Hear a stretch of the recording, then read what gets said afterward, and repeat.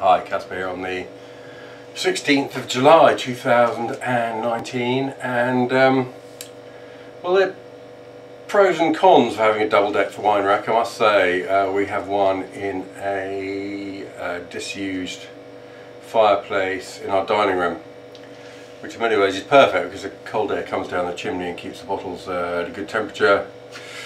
The downside is that, gosh, quite often you know there's a bottle of wine you want in there and it takes you an hour to find it because it's hidden behind another bottle, and it's quite a big wine rack, so there are 100 and something bottles in there.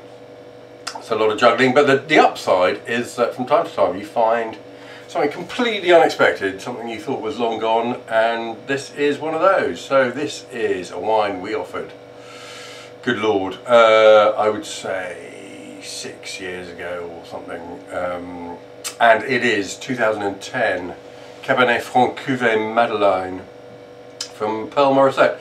Now, pretty unusual, we're in Ontario here. They call themselves Pearl Morissette Niagara Vineyards, Canada, so obviously Canadian. I'm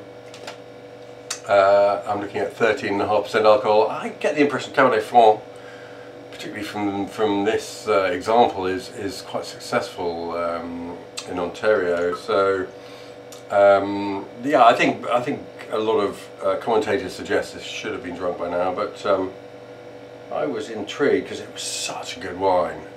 In fact, I've just seen a recent vintage very favourably written up in the press, so we were slightly at the forefront of bringing this to the consumer, and those who bought it absolutely loved it.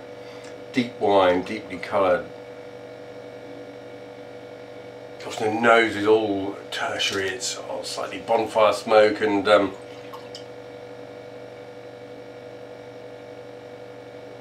Lapsang Souchong tea leaves and almonds and a dark sort of midnight fruit to it. It's a dry nose. An interesting one, and clean and delicious with it. Hint of fresh mushroom skin. Smells really good.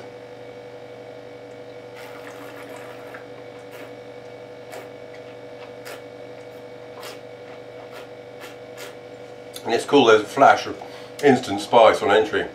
It's like sort of pepper quality. And it's a dry wine. The tannins are present, integrated, but by drying, this is, I would guess, is just sort of starting to fade a little bit. But those tea leaves come back, and there's some length to it. It's a nicely balanced wine. It's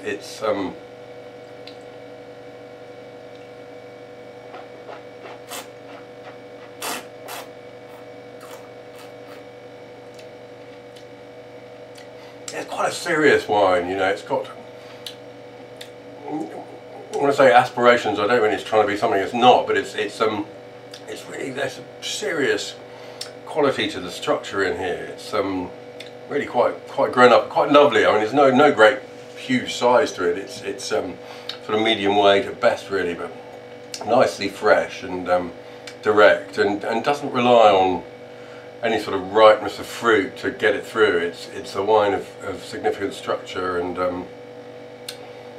I like it a lot, I must say.